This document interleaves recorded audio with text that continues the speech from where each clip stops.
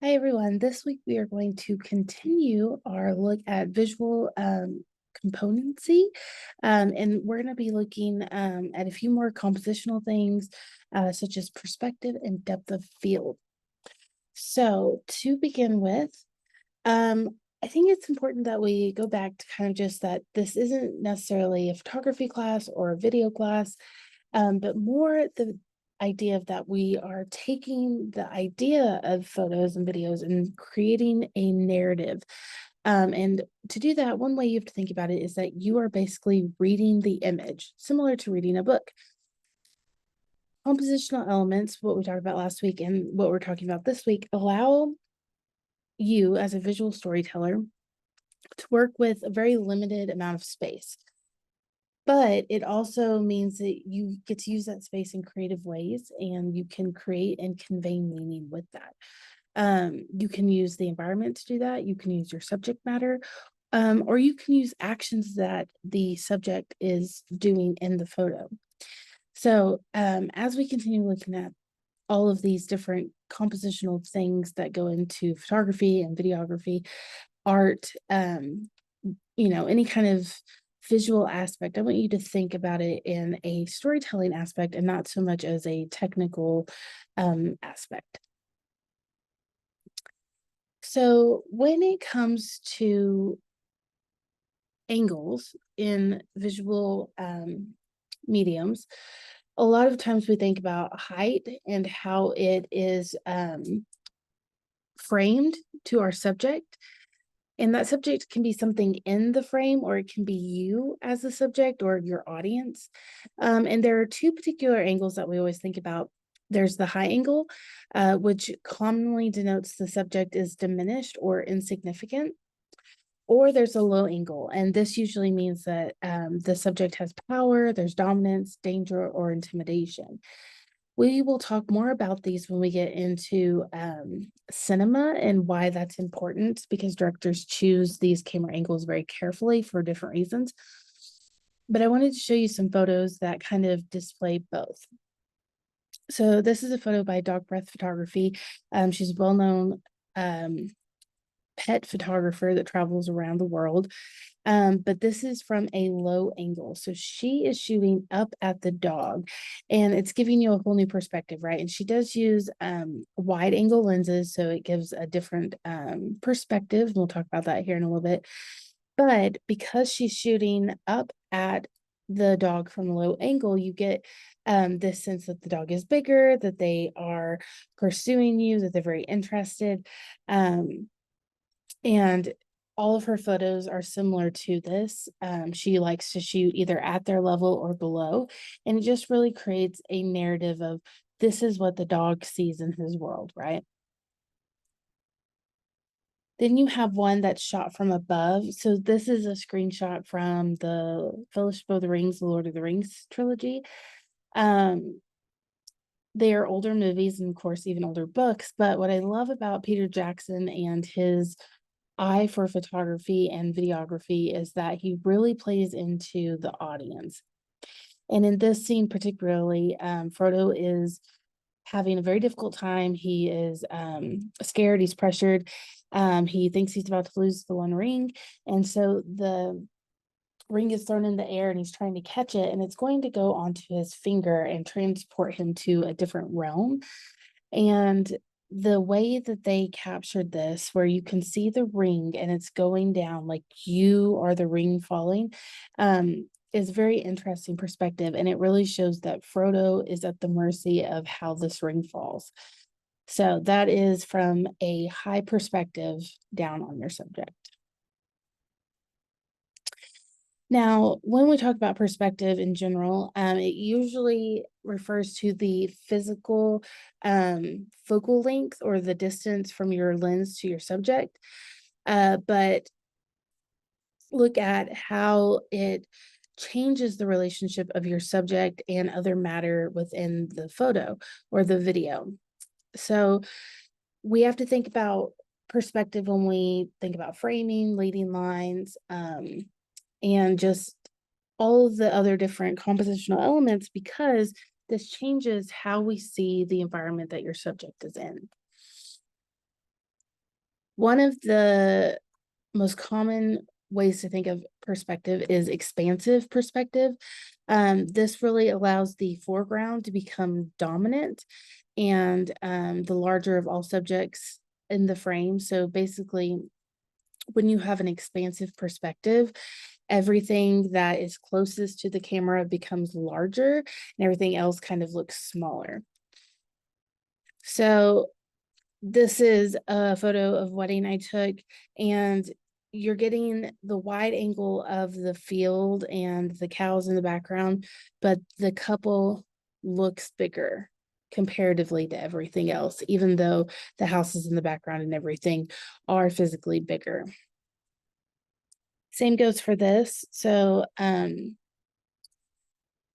forefront, the roses look about the same size as the tunnel of the Disneyland Sleeping Beauty Castle, but in reality, they are bigger.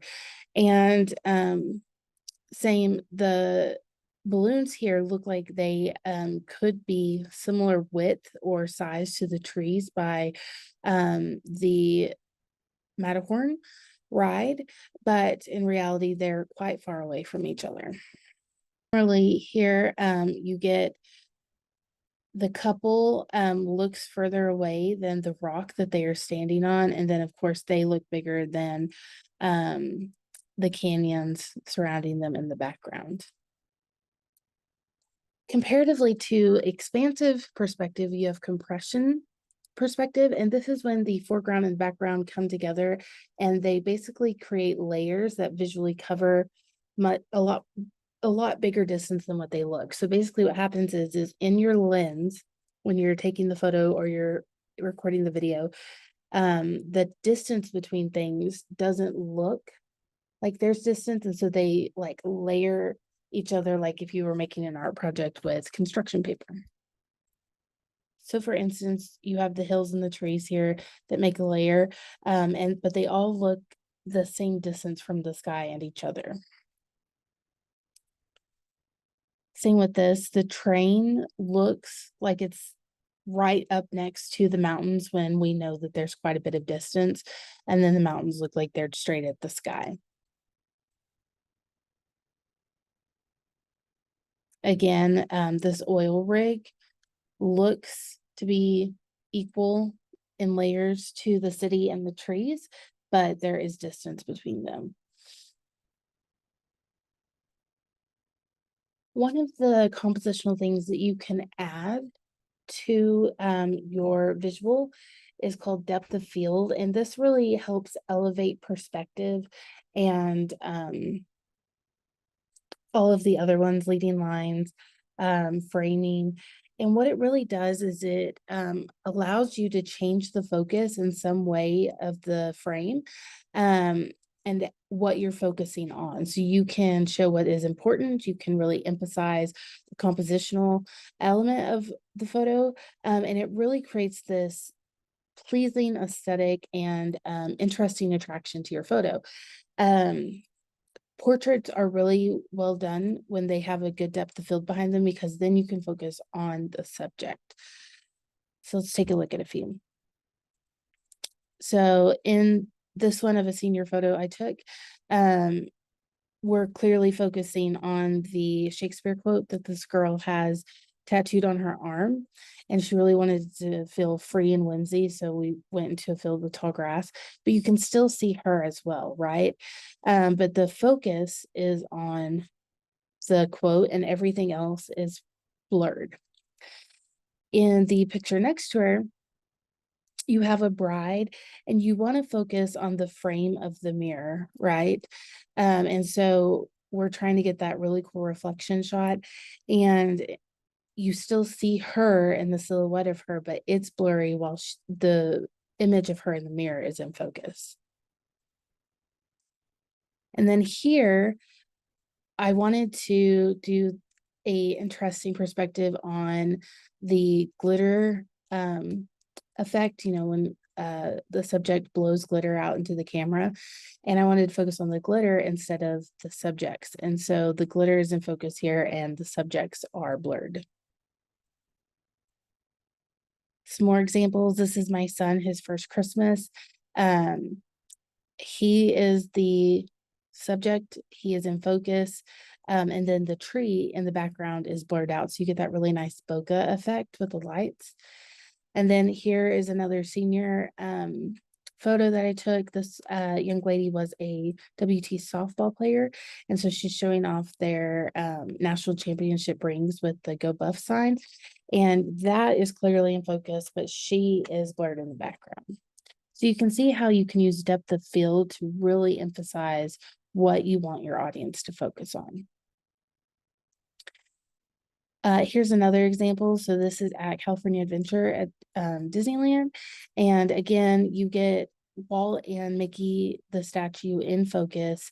Everything else is blurred behind them, even the people, the lights and the trees, because you really want to focus on them and the aspect of them being together, and everything else just kind of makes it a pretty image, right? Because you get that bokeh from the lights and the colors of the trees. When you are working with depth of field, one thing that you need to be aware of is that you really have to leave something out of focus to make it a powerful statement, right? Because if you just have a maximum depth of field where everything is in focus or everything's blurry, then it doesn't create as big of a pop or impact, right? Large amounts of depth of field can create a busy image, similar to the one on the right, while low amounts of depth of field can decontextualize the subject, meaning that it doesn't leave you with a clear idea of what you should be looking at. And so if you go either way too far with depth of field, it can really negatively impact your image. The last thing I want to talk about this week is motion. And when you are trying to convey motion in some kind of visual, there are two ways that you can do that. You can capture the subject matter in motion, or you can move the camera and create motion. So for this one, these are capturing athletes in motion. For those that are interested in photography or videography, they have high shutter speed so that they can freeze that action. But along with it, they also have other things that emphasize motion, right? You have the chalk from the gymnast, you have the water coming out of the pool into the arms, showing that he's moving forward with the swimmer. And then you have not only the legs in the air and the ball of the soccer players, but you have the mud coming up, showing them that they are moving and what direction they're moving.